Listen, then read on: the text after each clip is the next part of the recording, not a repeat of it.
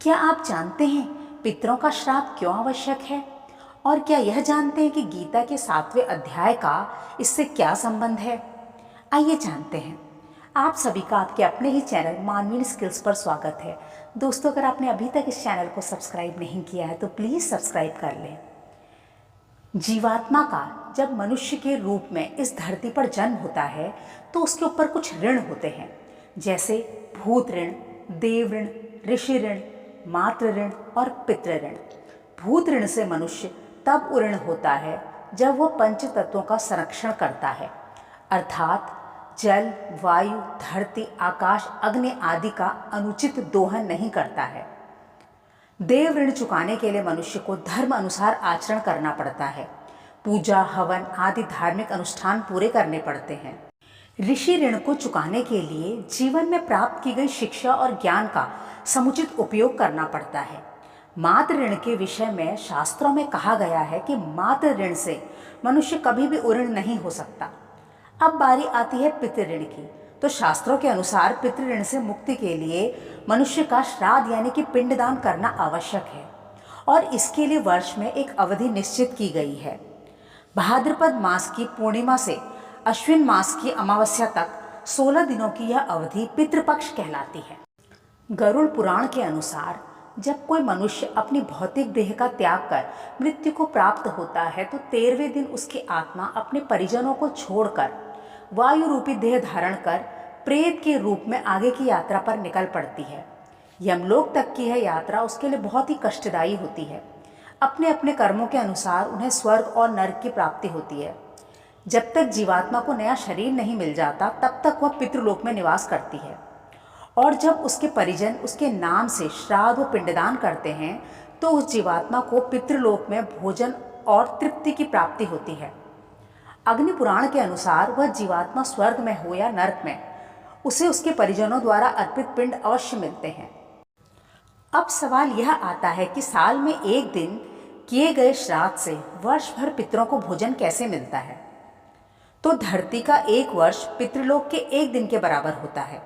तो हमारे द्वारा वर्ष में एक दिन दिया गया भोजन उन्हें हर दिन प्राप्त होता है, और वे संतुष्ट और प्रसन्न होते हैं और अपनी संतानों को सुख और समृद्धि का आशीर्वाद देते हैं।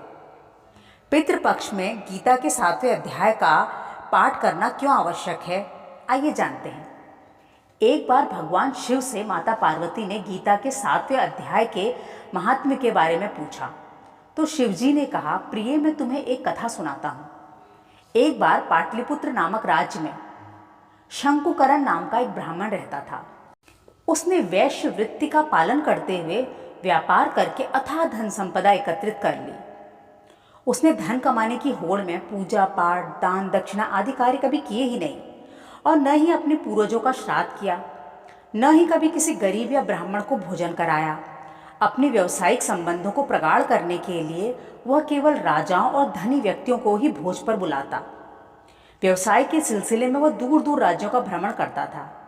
एक बार रात्रि में सोते हुए उसे एक सांप ने डस लिया और उसकी मृत्यु हो गई, और वह प्रेत बनकर भटकने लगा। बहुत समय के बाद वह सर्प योनि में पुनः जन्मा। अब भी उसका मन धन संपत्ति की लालसा में ही बंधा हुआ था। अपने पूर्व जन्म को स्मरण करते हुए उसने सोचा कि अपने अपार धन को, जो कि उसने किसी निर्जन स्थान पर गाड़ रखा था, उसे वह किसी को भी नहीं देगा और स्वयं उसकी रक्षा करेगा। और वह अपने उस गड़े हुए धन की रक्षा करने लगा। परंतु वह अपनी उस सर्प योनि से बहुत दुखी था। तो एक दिन उसने अपने पुत्रों को स्वप्न में जाकर अपने मन की बात बताई। सुबह उठकर सभी पुत्रों ने एक दूसरे से स्वप्न की बात कही। तब उसका मझला पुत्र हाथ में कुदाल लेकर स्वप्न में देखे गए उसी निर्जन स्थान पर आ पहुंचा, और कुदाल से उसने खोदना आरंभ कर दिया। उस स्थान पर उस सर्प ने बाबी बना रखी थी।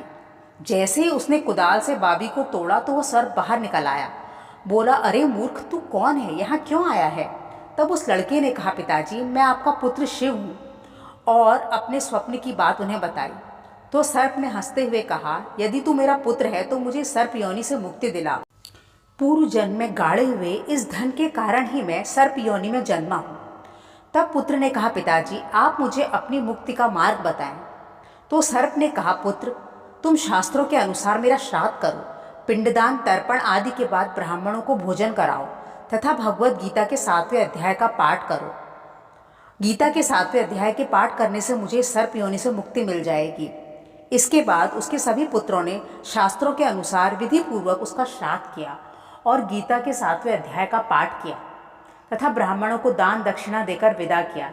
तब जाकर शंकुकर्ण को उस सर्प योनि से मुक्ति मिल गई और उसने दिव्य देह को धारण किया तथा अपना संपूर्ण धन अपने पुत्रों को सौंपकर वह मोक्ष को प्राप्त हो गया।